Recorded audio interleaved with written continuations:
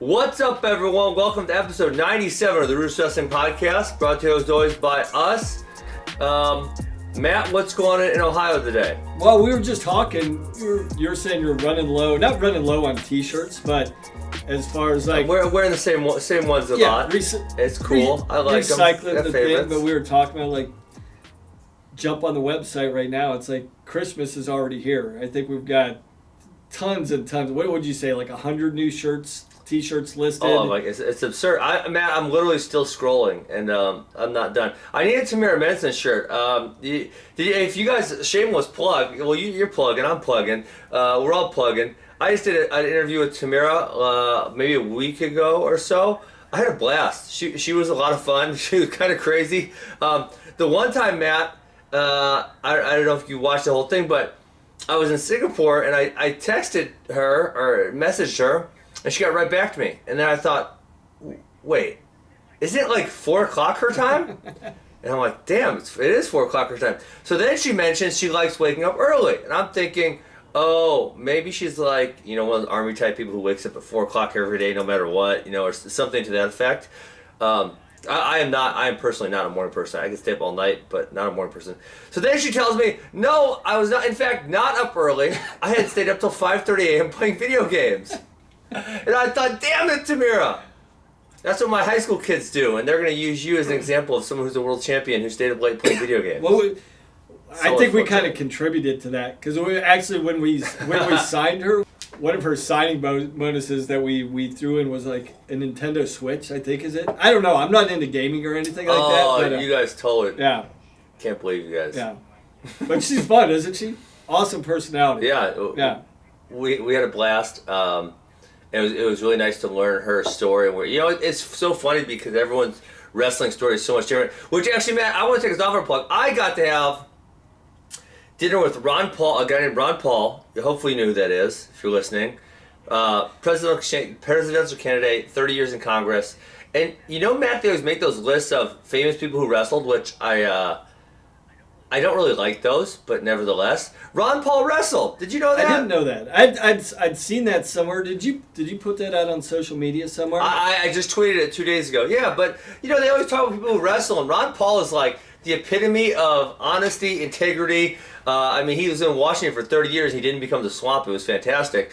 And it's funny because he told me his senior year, he's from the Pittsburgh area and he liked wrestling, but he wasn't good enough. So he only weighed 158 pounds, but the 160 whatever beat him, and the 170 whatever beat him. So he had to wrestle all the way up 195 pounds for his team. So he had some pretty funny stories about that, how he would get whooped by bigger dudes. And for an 84-year-old guy, he was really sharp. Well, he's in the hotbed. He's in Pittsburgh. He was in the Whitfield. What high school? High school did he wrestle for? Oh, he told me what high school. I'm blanking now. But okay, so take that a step further, Matt. The guy Charlie Lee, who invented Litecoin, which is really important, and I think the importance will increase over the next few years. He also wrestled, and so then we started. And literally, it was so funny. Besides my wife, at one point there's a picture. Every single person at the table wrestled, and that includes Ron's campaign manager from the 2012 election. It was like so. It's so funny because we're there for a totally different reason, and we all just started talking about wrestling and our experiences and stuff like that. So it was really cool. It's really interesting because I knew you were getting together, and I saw the pictures and stuff. I kind of thought there was some connection to wrestling, but it wasn't a connection. It was nothing. Wow. That's cool. Yeah, he was so down to earth, and it was like, dude, you could ask him anything. It was fantastic. We sat for 3.5 hours and just chatted. But I straight up asked him, Matt, like, you were in Washington D.C. for 30 plus years. It feels like everyone else becomes a swamp. How did you maintain your integrity? And how does everyone else become the swamp? And he said, well, I didn't really want to be there in the first place.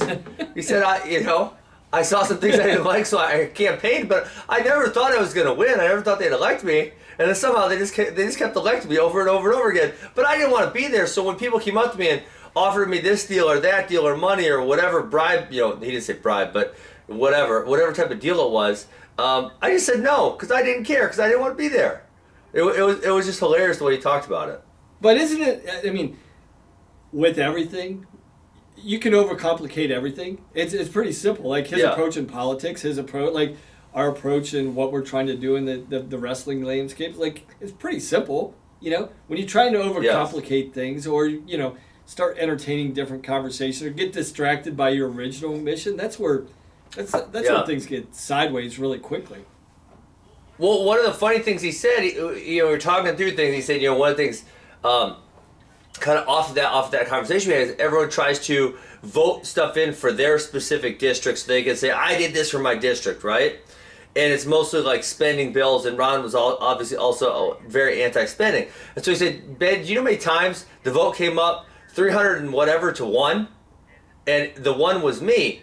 And so he says, lots of times other guys would want to vote against something, but it would end up being hypocritical. But no one could say anything to me because I always voted against it. So I kind of got a pass on everything. So he said there were so many votes where I was whatever to 1, and there were so many people who wanted to vote against it because it was a ridiculous spending bill, but they couldn't because they would be hypocritical, and because I maintained my integrity the entire time, no one even bothered with me. That's a guy I want to vote for. So I thought, right? Seriously, I wish you would have got president. Well, it was, we were also talking about in 2012, social media isn't what it is today. And if it was, I feel like he would have got a huge push from social media, because it was one of those where mainstream, they have their candidates that they really like, and he was not one of them. And so whenever he had something really positive going on, they would, kind of shy the camera away from him and not really show him too much. So, man, if social media was around, he might have got a larger push. I mean, if social media is around, Matt, I don't think Trump's elected president. No, I don't think so. No, I mean, it's amazing the presence and the impact in literally every walk of life, the effect that social media is having on things, and, how it dramatically shifts in the span. Like, we're talking 8 years, less than 8 years, or a little bit more than 8 years, 2012 when he was running, and, how a new layer and a new tool, it'd be a tool, right, to utilize in your campaign strategy. A tool. That's a huge tool. Yeah. So, no, but that was a highlight. It was kind of surreal getting to sit down and chat. It was just, it was so awesome. So I guess I should also address the fact that I lost a fight, Matt. That's, I was doing really well, made a really stupid mistake. I had a long talk with Ariel Helwani on Monday. This is a wrestling podcast. I don't want to talk about that much. If that's good with you. Yeah, no, that's fine. I mean, you discussed it the other day with Ariel, so it's out there for if people want to know about it, they can go there. We're about to talk about wrestling. One of the biggest weeks of the year, right? Finally started. We're starting college season this week. Yes. Actually, my Badgers kick it off, Matt. They're on the San Diego. I believe it's called the Battle on the Midway. There's 4 teams. It's Fresno State, Navy, Army, and Wisconsin, and they wrestle a quad, 4 dual meets, and that's officially going to kick off the season. So, yeah, I couldn't be more excited. I think there's I'm really fascinated to see, because I don't think we've ever had this where the freestyle season and the folk style season kind of run congruently. I don't believe we've ever really had that. And, we're going to have the Bill Farrell coming up. We're going to have the U.S. Open in December. It's going to be really fascinating to watch, especially with all our Olympic red shirts, and see, hey, if someone is going to not, they're saying they're going to, and then they're not going to the second semester, what's going to happen? It's kind of fascinating to watch. And we're actually kind of wrapping up the 2019 UWW calendar this week with the U23 World Championships is going on right now. I think we're just... Did Bo win the finals? I didn't see. I know he was in the finals. I didn't know the timing, but I know the men were wrapping up today. Hopefully, Bo brings home a gold here. But then we had a rough go in the men's freestyle. Not very good. We could talk about that. That's probably, the depth of the team based on the timing of the year. Just a lot of the individuals that actually made the U23 team decided not to compete just because it butted up to the college season, and I think that's probably a tall task to ask anybody to do. Yeah. So our squad was a bit depleted, but that being said, the performances by and large were a bit underwhelming. Yes, I would have been. I told you what I would do if I was in charge of this team. I would spend some money and I would go recruit those guys who are 1 year out of college. Best, like a Jason Nolf, a Bo Nickel, those type of guys who I could get on the team. They're still 23 and under, and who aren't dealing with their college season, or even maybe a lot of the Olympic red shirts, because that would be another good tournament to get them into. The one guy who I will say, Matt, I wasn't overly shocked by anyone's performance. I could have seen Ironman doing better, but he lost a close one. Same thing with Pantaleo. The one guy who I was kind of disappointed in was Kirklevitt. And, I know he could potentially win a medal today, but that match against the Russian was not really all that competitive. It was like he got, I think, down block go behind or snap go behind twice and turned. And, that's a guy who we've seen win a world silver medal before. I was disappointed by how non-competitive that match was. Yeah, he kind of got controlled there. I know going into the event there's some, not concern, but some of the discussion is he's spotting guys so many years. I mean, he's 19 years old. Yeah, okay. Good point. Yeah. So he's given up 4 or 5 years, and especially the physical maturity level, even though he's a big dude, he's filling out. Well, the Russian guy didn't look all that big either. Okay. I mean, maybe a little bit bigger than him, but he wasn't like a giant heavyweight type of guy.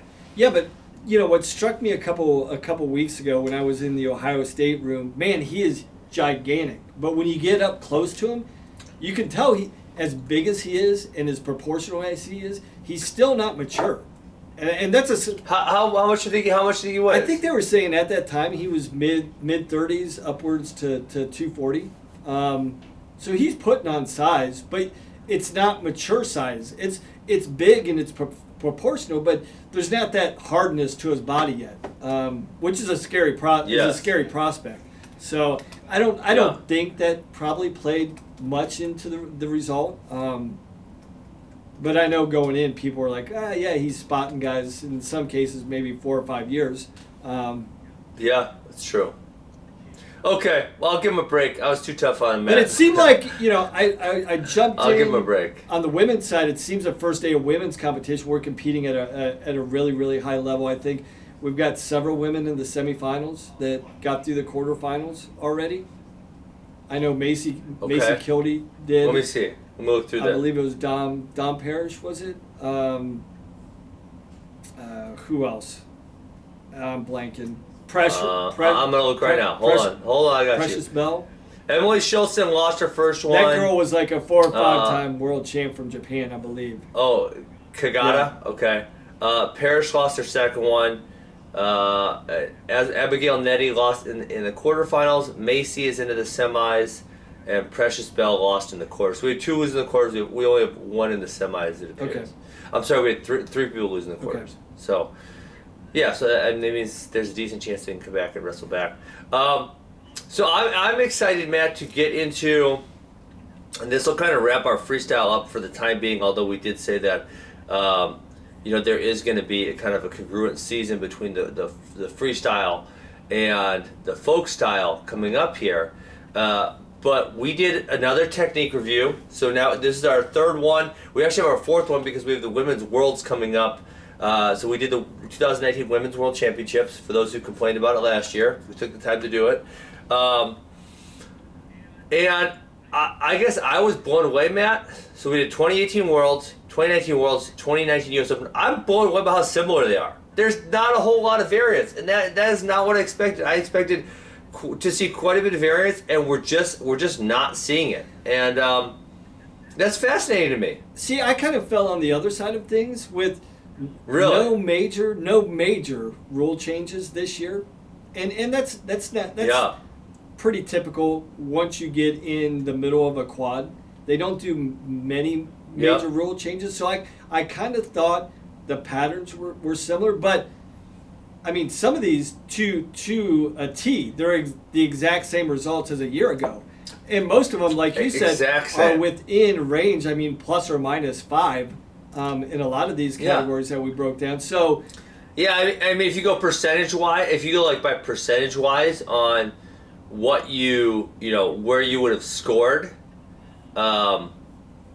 It's we'll say one. Like I think we did was offensive shot points versus defensive shot points, and it's almost all. I think it's like 1.75 to 1, 1.8 to 1, 1.85 to 1.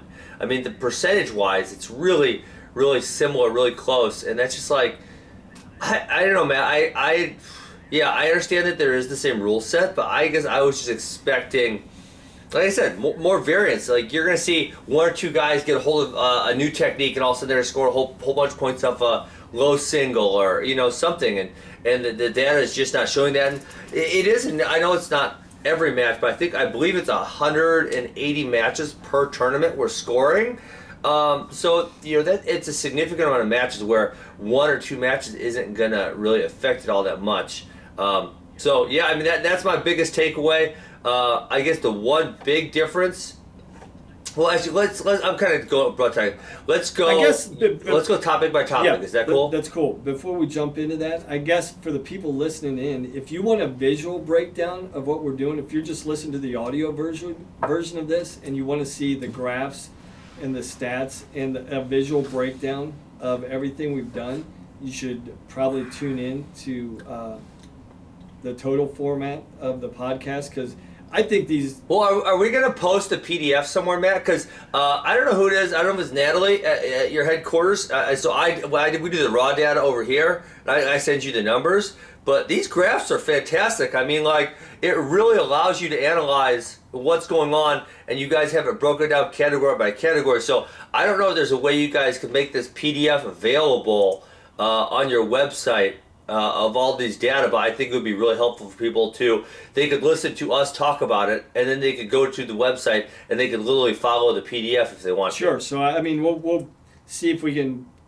What's the most convenient thing? Either post it online on the website, or we could post it on social media as well. Sure. Okay. Okay, so let's do this. Shots by attack. So, again, 18 Worlds, 19 U.S. Open, 19 Worlds. Single leg is your most prevalent everywhere except the Worlds last year, and it was like a 1% difference. Double is your second most prevalent. High crotch is your third most prevalent. And high crotch, this is what I'm talking about. High crotch, 18 was 16.7. High crotch at 19, 16.4. I mean, they're just like so close to each other. It's almost laughable to me. No, it's eerie, but it's also fascinating. And then we can get into the variety of how they actually finish the shots as well. Which yeah. Well, maybe that's where a difference, some minor variance comes in. Not only okay, so the high crotch was very similar in percentage, but maybe the finish how does the finish actually vary? Maybe that's I think the funny one. Yeah, on the single leg, you can see that, Matt. On the single leg, there is, at the U.S. Open specifically, now there is more total points being scored at the U.S. Open, right? And we summarize that as the competition wasn't quite as good, so there's more points being scored. But the total amount of points from a cut-the-corner finish is way up over the World Championships. And so, so cut the corner would mean we hit a single leg on the same side. We put our elbow down, we run the corner, we shelf it up, and we finish. At the World Championships, the 2 years, it was 21% and 26%, and at the U.S. Open, it was 39%. Which is a big difference. So huge. Yeah. That's probably that takeaway when you're preparing.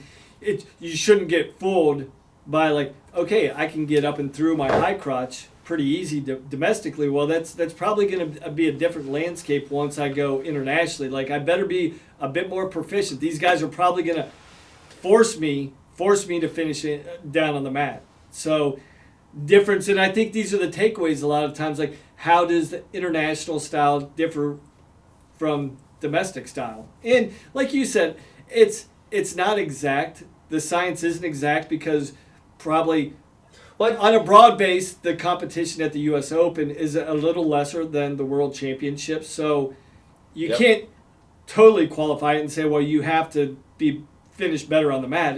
It also depends on the level of competition as well. I'll tell you, Matt. I will tell you for sure. Looking at this, one of the things I did not expect was how many high-level points there would be scored from a single leg. So that means I shoot the single leg, I come up to my feet. Because I remember I referenced an earlier study that I saw somewhere that it was like 89% of the shots, single leg shots, were finished on the mat. And so, when I saw that, our academy really, really, really focused on the mat stuff. And, when I look at this chart, it's by year, it's 32%, 41%, and 39% of the single legs are finished on the feet. It's like, damn, okay, we better start spending some more time there. So I know we spent a bunch more time there this offseason than we did other offseasons because I saw this data and I'm like, okay, I guess that's the area we've kind of been neglecting, and we need to spend a little more time there, and we definitely did, like especially this fall, because then along with this we had a bunch of kids, two or three kids lose very, very important matches at Fargo because they got, I don't know what you call it, Matt, so if you could visualize, you have me in a single leg in the air, and I have a whizzer, and I go my arm behind your knee, and I dump you backwards. What do you guys call that? Like a back cut? A cutback? A back cut. Some people call it 3 in a row, some people call it, I hate the damn move. I never had it done to me. But either way, you know what I'm talking about. So yeah, we spent a lot of time on that on this fall. So that was the one that popped out to me. You ready? You want to scroll to the next topic, or you got anything else? No. Let's. What if we into setups for attacks now? Setups. So I think this is eerie to me. So the middle tie. So again, how we define what's up? Yeah, I was just gonna say let's define again what we did a year ago and how we differentiated and what we mean by the setups. Sure. Okay. So for me, there's 3 spaces you can wrestle at. So open would be we're not touching, or maybe we're touching like fingers, hands, right? Real loose touching. Okay. Maybe I'm posting on your head. A middle tie would be like I'm on a wrist and a bicep, or biceps or elbows and a bicep and a collar, somewhere in that space. So essentially, from your wrist up to your collar. And a control tie would be your underhooks, your 2-on-1s, your over-unders, all of that type of stuff. So that's how I define them.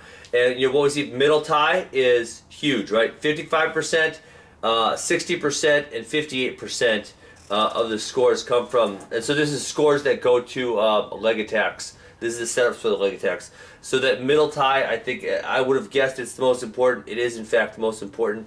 I kind of felt like at the international level we might have a little more points from the control ties, because I always felt as though foreigners used a lot of overhook, underhook, 2-on-1 type stuff, and the data is just not showing that at all whatsoever. No, on either side.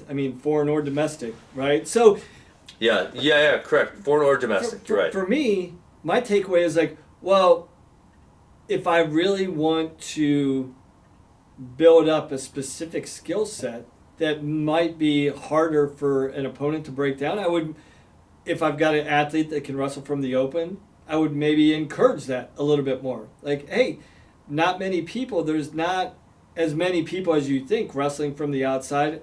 And on the flip side of that, it's like, if I have a guy that likes to touch his opponents more, like maybe guide him more into wrestling centric position that are geared around more control ties. Like, hey, guys there's just not as much of proficiency and specialization in guys wrestling inside or outside.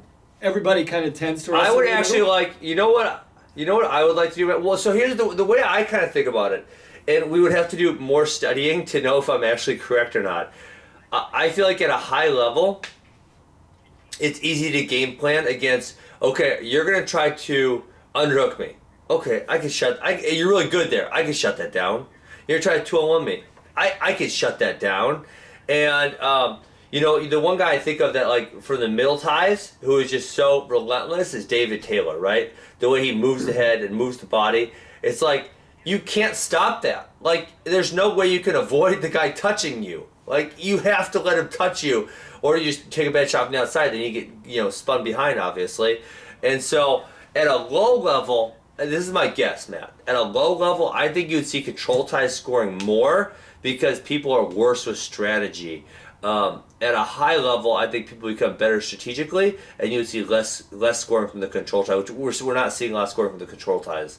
That would be my guess. I don't know that I'm right, but in my head it makes sense. But who knows? They've been working back. No, I mean, it makes complete sense. And there's just so many, when you wrestle from the middle ties, there's just so many options that you can, there's seamlessly endless combinations of motions and setups that you can create from that middle position, as opposed to like, there's on the flip side of that, if you're wrestling from the outside, you're wrestling completely from the inside, you're kind of limiting yourself as well as what you can create.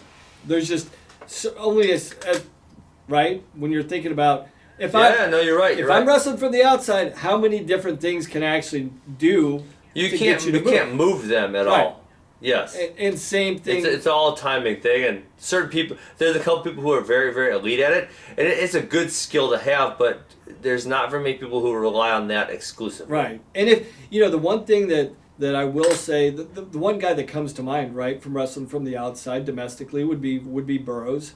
But the thing about Burroughs, we've talked about his evolution from his attacks, right, from his single legs to his counter attacks.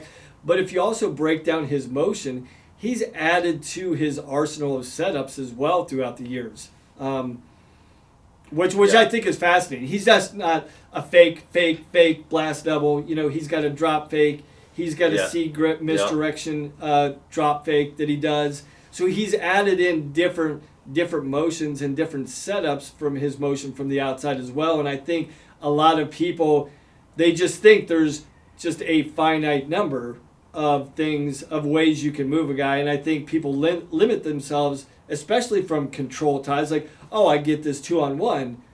I just push in or I circle, but there's a variety of things and different wrinkles that you can add in to those things. But to your point, I think at the lower levels in the grassroots, there's just not a big exposure to the variety of techniques from outside wrestling and discipline, Matt. I mean, I coach little kids all the time, right? So one kid is good at the open, so he moves backwards and fakes, and the other kid bites on the fake and chases, and he gets blasted. Right. I mean, there's just not the level of discipline you see at the lower levels either that you would see at the senior level. At least that's what I'm seeing at the lower levels. Yep. Okay, let's go. High crotch finishes. This one made me laugh.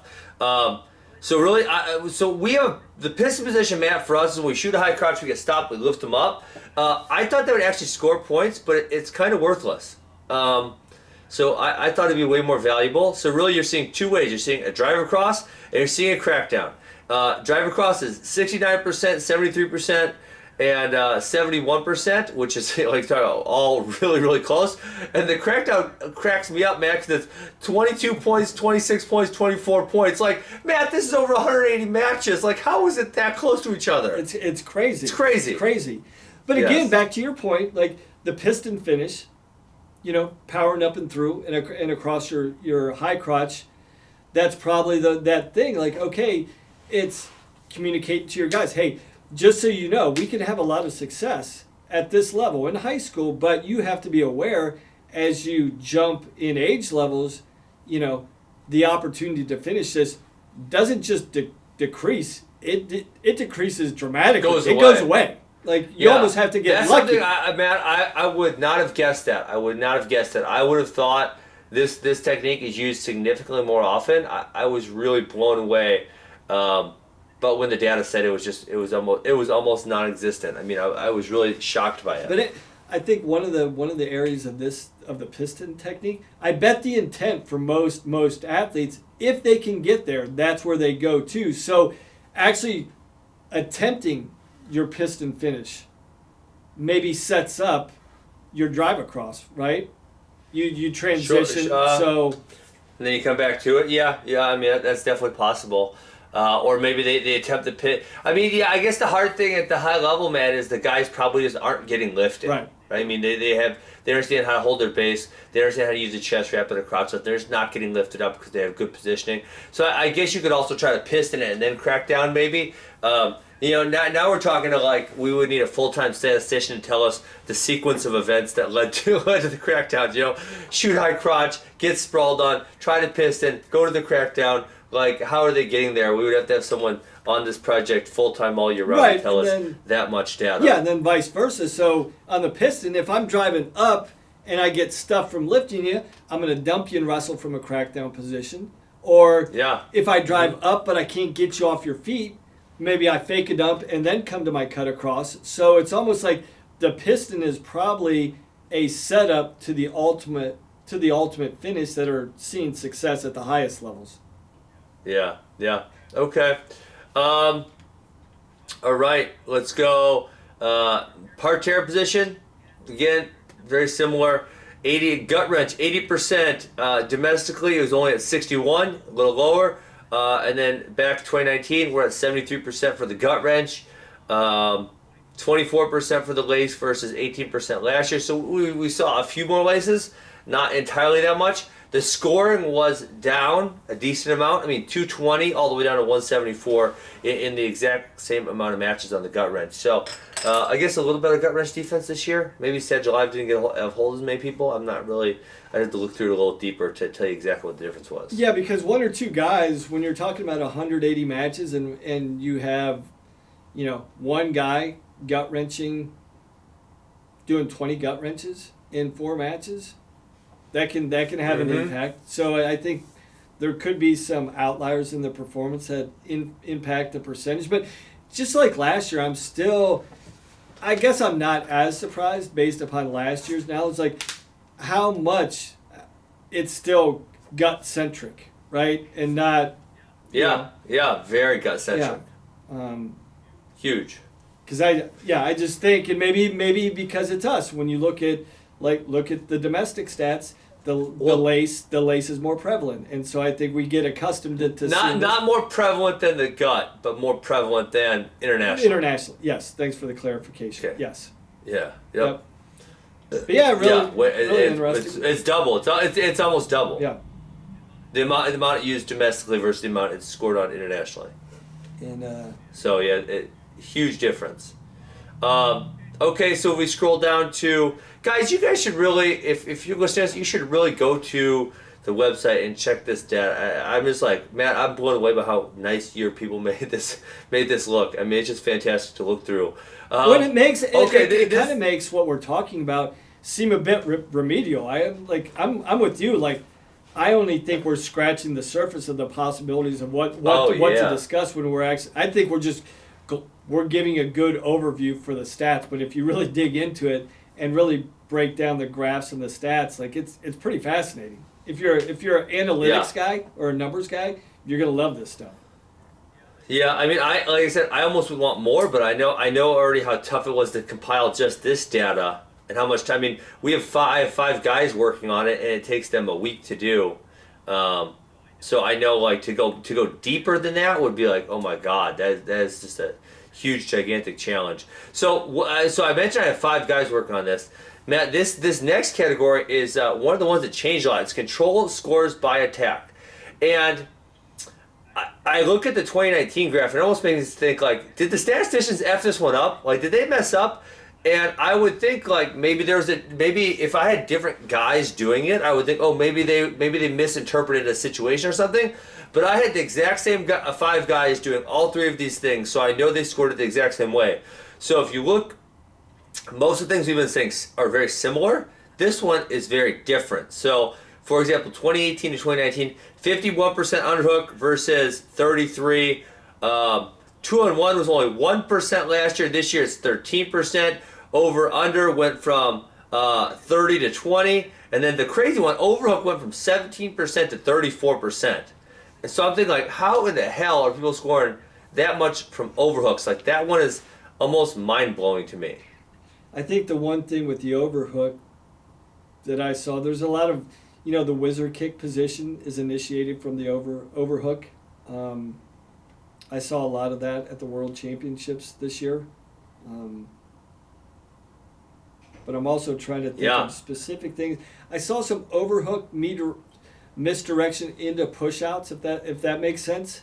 Like a guy's driving a overhook. Okay. Yes. So you misdirect. You redirect into a push-out from the overhook. Yes. I saw some of that technique at the World Championships as well, and that's all contingent upon utilizing the guy's underhook, how much he's forcing into you, and you being in a position to redirect him, through the zone area into a push out as well. I mean that almost that one blew me away, and I had to go watch some more matches. I wish I should have some way that they could mark like you can time which matches had over. Wait, I have the broad graph on which matches have a lot of overhook scores. Yeah, so can you actually timestamp that and pull that out? We did not timestamp, but we do have matches where overhooks are. We have a technique. Every single match, every bout number, the techniques are listed, and you have how many points were scored in that specific bout. Gotcha. So I guess I could go through match by match and kind of look at, oh shoot, there was a whole bunch of overhooks scored here, that type of thing, and check it out a little bit. Because it would be interesting, because there has to be some specific techniques within the overhook that you could break down. Like, what exactly are they doing? They're obviously getting in there for a reason, or if they get put in that position, they're a little bit more proficient than they were a year ago. So that would be actually one area that I would, if your guys ever wanted to do like a side project, just specifically about the overhook position, I would be interested to see what that actually is. The thing that I think about that I know just watching it, and maybe not last year, this year, but like it didn't even exist when I was wrestling, and I'm not all that old, Matt. But within the last 5 years, and it's literally because of the push out. But where you'll see, you can't see my camera right now, but when they are overhook and they windmill back over and they pummel back under, like there is a lot of that happening, and that do you know what I'm talking about? So I know exactly. So I'm pushing you with an underhook, and you're getting close to the edge, and you windmill your arm over the top, and then roll it and suck it back under to like an underhook or a duck under or that type of thing. Or they even go cross body, right? They windmill. Oh, step all the way over. Back step around, and then reach to the far side of their body, and then drive in. Yeah, I know exactly what you're talking about. Yeah, I did see a lot more of that. That's something, a technique that I saw a little bit. Jake Varner used to play around with that and kind of hit it. Really? Yeah, kind of surprising, right? You wouldn't think this is a technique that Varner would hit, but he's actually one of the first ones back in like 11 or 12 that I started seeing playing around with this and having some success with it. Yeah. Wow. Huh. I'm going to have to go back and watch it. I don't remember Jake Varner doing that. I know it is, I don't want to say easier, but for bigger guys, there's less space, so it works a little better, a little smoother. That would be interesting to see what the reasoning on that was. Okay, we got one more category I want to talk about, and we only have a few minutes, so let's hop right to it. The other one that had a lot of variance now is our defensive scores. So they shoot on us. How are we scoring? So there's a gigantic amount of variance between the World Championships 2018, the 19 U.S. Open, the 2019 World Championships. And again, if I didn't have the same guy scoring it, I would think like, oh, they're just misinterpreting the data. They're seeing one thing and they're scoring it different than the other group, but these are the same guys. And the scramble score was so far above the other years. The scramble score was number 2 last year, but it was at 22%.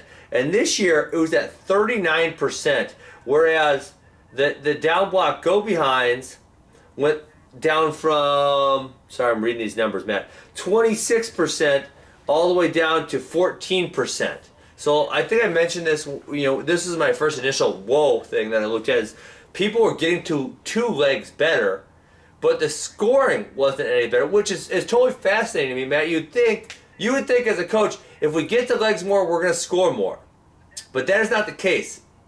If you look at a percentage basis, people were getting to legs more, and they were not scoring anymore. It's kind of a fascinating concept that I don't even know how to take it. I don't know how to like process it in my head. Well, I can actually break down a specific scenario that I saw a ton over at the World Championships.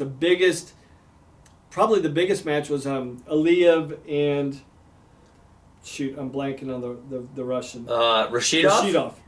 In this match, yes. You saw this was kind of a good example of what you saw throughout the tournament, where guys were going a down block go behind, and as guys were going down and circling behind or trying to reattack to a leg, that's where the defensive guy, as you transition from the offensive to the defensive man, as he's down blocking and going behind, you saw the defensive man actually do like a shoulder in. What we would say in folk style is a shoulder in, cut out shoulder in from a stand up position. There was a huge number of guys. Like as guys were circling down, that's kind of a new technique also that wasn't really prevalent 10 years ago. Yeah, and that was huge. I mean, it's almost like I saw that a lot. Hey, you know who used that? Who? And I was so pumped because we actually drilled it. Keegan O'Toole, who's number one. Nice. Yeah. We were just drilling it the week before, and he nailed it. And he actually got a take. He did not give up a takedown, but he also got a takedown off. Yeah, it's almost like when I was watching the international competitors, because that's who I saw doing it. It was primarily all the international competitors. It's almost like they were breaking down our folk style tapes. Like, hey, what are these guys doing when they're standing up and cutting out? What are the techniques? The shoulder in, cutting out technique.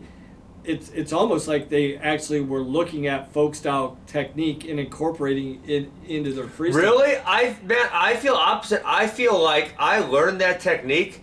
I hope we're talking about the same thing. I think we are. I learned that technique from watching Mavlet Batirov. I remember him in like 2006-07. But he started doing it because the guy would get his single leg up in the air, and obviously with the new push-out rules, they could just push him out if they wanted to.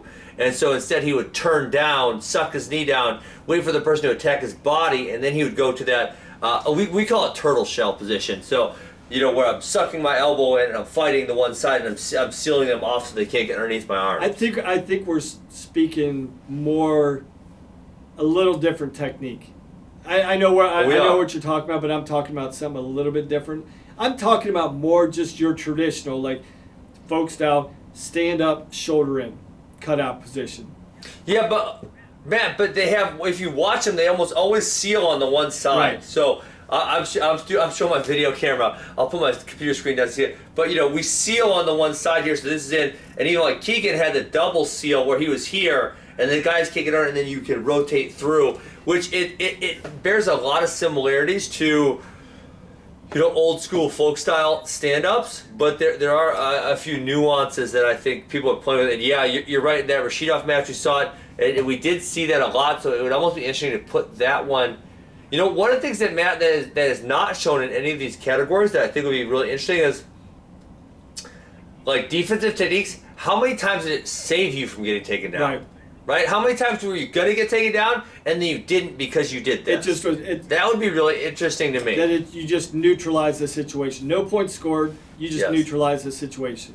It would be. Yes, by using X. But it would be hard to, because I guess you can't also assume that every time they get to X position it's going to be a score, right? I mean, it would be a really tough challenge to kind of isolate those things. But that would be interesting to see. Just off the top of my head, like, we're talking about scramble scores. We're actually breaking down this scramble actually converted into a score. But I would say there was at least, that's a 50-50 split between guys scoring, maybe even greater so, than guys just neutralizing the position. And it just seemed like over at the Worlds, guys were just extending the position, extending the play. I think that's something you hear in football all the time, is about quarterbacks knowing how to extend a play, getting outside the pocket, buying a little extra time just to see what opens up. And that's what I kind of saw at the World Championships, is like these coaches were like talking to their athletes, trying to extend the play just a little bit longer just to see what happens. Don't just give up the two or give up the push out. Try and extend the play to see if something opens up. Yeah, I agree totally. And the scrambles to me, it's different than a folk style scramble, but the scrambles to me on the international level have become really fascinating. And like I just showed the Terre we talked about, it was literally when people shoot on us, 40% of the times we're scoring off a scramble. To me that's fascinating that it is that important. So there was let me go back all the way up to the top. But so Matt, the numbers are almost the exact same. So last year this year there was 288 points scored off of their shots. Last year is 272, right? So we're talking about what a 5% difference or somewhere in there. I think 5% ish. And then we're talking the scramble scores went up from 64 points to 108 points. Like that is like holy crap. That's 40% or 50% right there. And 40%. And for me, what's fascinating, I'm sure you're the same, but the international and the freestyle scrambling, what they're doing without exposing themselves is pretty amazing, because that's the one thing that you've got to think in your head. Like, yeah, I want to extend the play, I want to scramble through this situation, but the one thing that I can't do that I can do in folk style is actually expose my back. So the technique incorporated into scrambling is, you can speak to that way better than I can, but breaking down the scrambling, the different types of technique between freestyle scrambling and folk style scrambling, I think is really fascinating to me. Yeah, I agree totally. Okay, this was fun, Matt. We went way over time, but I love talking about technique. And again, I've recommended this twice, but you guys, we're gonna put this PDF up somewhere. Matt, is it Natalie? So I'm giving proper credit. Is that who did it? Yep, Natalie. Natalie did it, and RUDIS, she did an awesome job. It's really fun and cool to look at. And then I want to thank all my stats guys again for putting this together and working hard on this project. Because this is so much fun for me to look at and for us to talk about.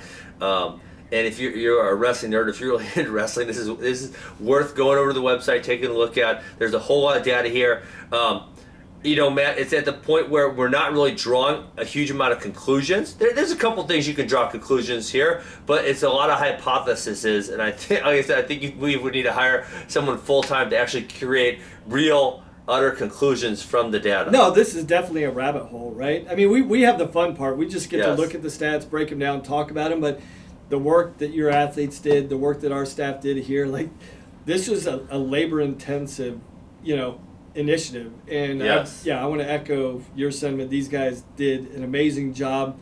But this is also a rabbit hole that I think we could actually go deeper and deeper and deeper. And I don't know how many people would be interested in that. It'd be a conversation that I would like to have with you for another 2 hours, just because I'm with you. This stuff is just, once you start peeling back the layers, it just reveals more questions, and you dig deeper and deeper into it. So I think this is just fascinating stuff.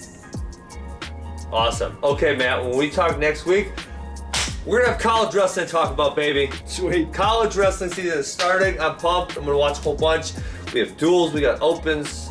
Yeah, it's going to be a blast.